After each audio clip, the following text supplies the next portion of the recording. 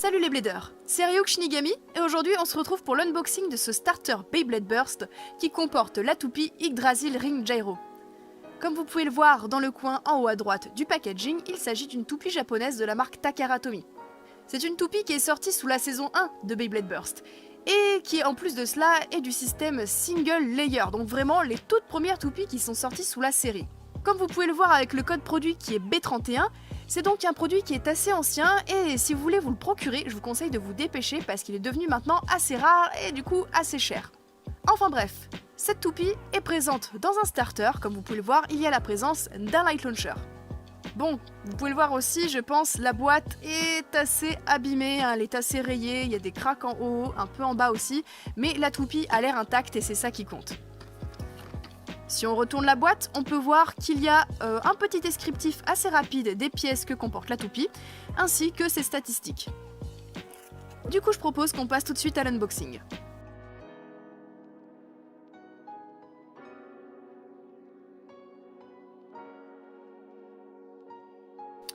Bon, j'ai fini de déballer la toupie et première chose à noter, c'est que dans le repli du carton arrière de la boîte, nous avons la présence donc un peu de tout ce qui va être notice de la toupie, avec aussi le b.a.-ba des règles du jeu. Et nous avons aussi la présence de la crémaillère avec la plaquette de stickers. On va donc commencer par le lanceur, donc c'est un light launcher. Premier modèle de lanceur qui est sorti sous cette série Beyblade Burst, c'est donc un lanceur à crémaillère à unique sens de rotation, ici pour rotation droite. Il est un peu petit, du coup je vous conseille de l'ajouter à un launcher grip, ça vous offre une meilleure prise en main. Et je vais tout de suite passer à la toupie en commençant par le layer Yggdrasil, qui se nomme aussi Yggdrion en VF, je tiens à préciser parce que je trouve les noms quand même assez différents. Nous avons donc affaire ici à un layer de type endurance. Qu'on le regarde sur le dessus ou de profil, on voit quand même que ce layer n'est pas vraiment très régulier. Donc je pense que ce ne sera pas un des meilleurs layers d'endurance en termes de pénétration dans l'air. Néanmoins, il conserve quand même une des grandes caractéristiques des layers de type endurance sous le système Burst, c'est-à-dire d'avoir le poids réparti sur l'extérieur et là ça se remarque notamment grâce aux 4 gros points qu'on peut avoir sur la périphérie. En plus d'assurer un certain équilibre à la toupie, ce qui est bon pour les types endurance, je pense que ces 4 gros points d'impact pourront aussi servir pour une éventuelle utilisation en attaque. Au niveau du dessous du layer, nous avons la présence du coup des dents, donc caractéristique de la forme des dents des single layers.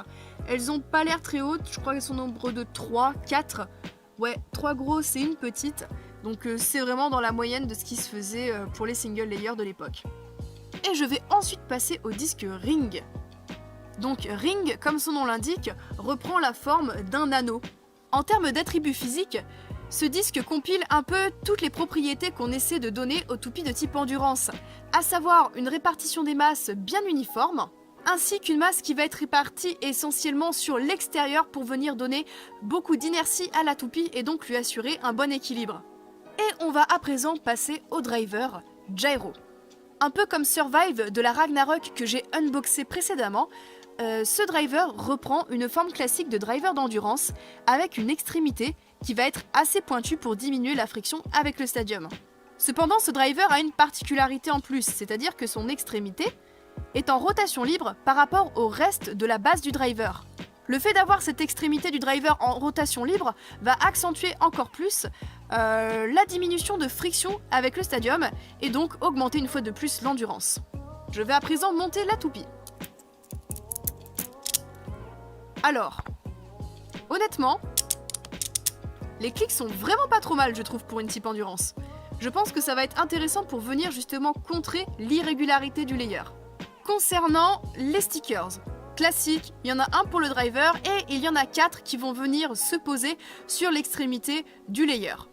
Sauf que vous pouvez le voir par rapport au dessin qui est sur la boîte, le souci c'est que ces stickers donc, se mettent déjà d'une part sur les points d'impact les plus extrêmes de la toupie, donc déjà je pense qu'en combat ils vont prendre cher, mais en plus c'est ça, j'ai remarqué ça sur la version d'Yggdrasil de Dark Bull 13, les stickers à partir de la ligne rouge et ce jusqu'à la partie grise, eh bien ils vont venir se replier au-dessus jusque derrière les points d'impact. Et étant donné que les stickers sont assez épais, eh bien ils ne prennent pas très bien la forme et ils ont tendance à se décoller. Alors sachant que de base cette toupie j'ai prévu de l'utiliser en combat, je pense pas que je vais mettre les stickers. Puis comme d'habitude, hein, j'aime bien cette toupie comme ça dans son design très simple. Je sais pas, chacun ses goûts après tout. Enfin bref, trêve de blabla, on va tout de suite passer au test de cette toupie.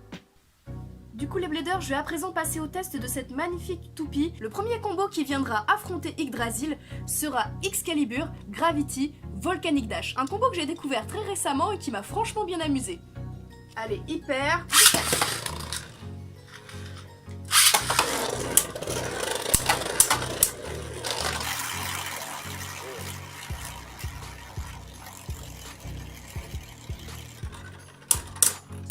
Et malheureusement là, Excalibur s'est épuisé et n'a pas pu frapper Yggdrasil à temps.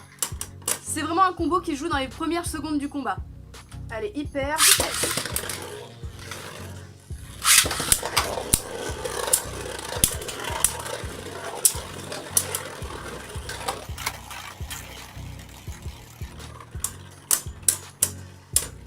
C'est une nouvelle victoire pour Yggdrasil. Hyper vitesse.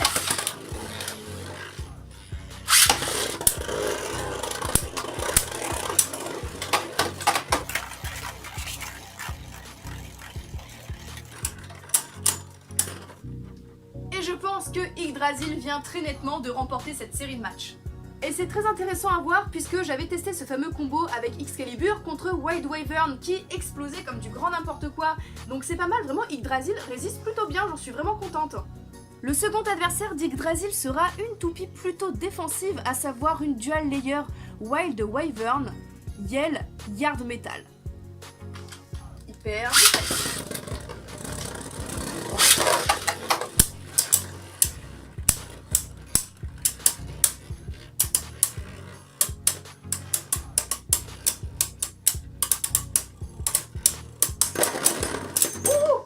Yggdrasil vient d'exploser Wild Wyvern. Hyper vitesse.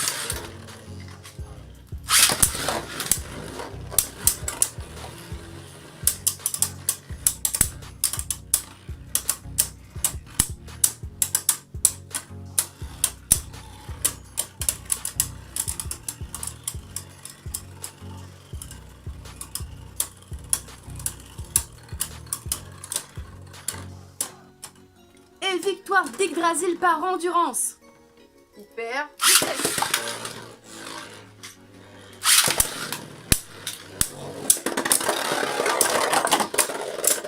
Et c'est un nouveau burst complètement spectaculaire. Hyper vitesse.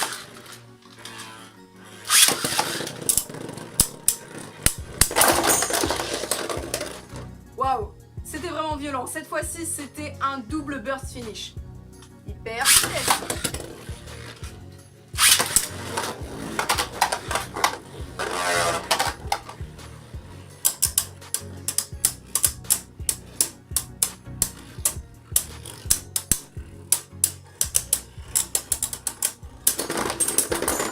Et nous avons donc une fois de plus droit à un nouveau burst en faveur d'Yggdrasil. Waouh, décidément, cette toupie est une de mes plus belles surprises.